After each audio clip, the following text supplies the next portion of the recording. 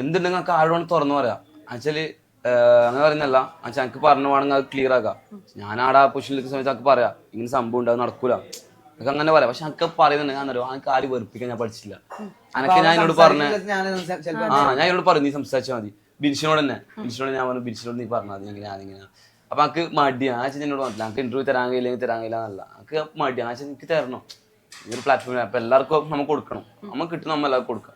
അപ്പോ ഈ ഒരു എന്താ പറയാ നമ്മളെ ട്രേഡിംഗ് ഗ്രാഫ് പോലത്തെ ഒരു ഗ്രാഫിൽ നമുക്ക് ഇവിടെ എത്തണമെങ്കിൽ നമുക്ക് ഇടുന്ന ആളെ വെറുപ്പിക്കാൻ ഒക്കെ അറിയാം. പക്ഷെ ബിക്കോസ് വെറുപ്പിച്ച് കഴിഞ്ഞാൽ ചിലപ്പോ എന്റെ പണി പാടും. നമുക്ക് ഇവിടുന്ന് താഴേക്ക് പോകാൻ നെഗറ്റീവ് സ്പ്രെഡ് ആവും.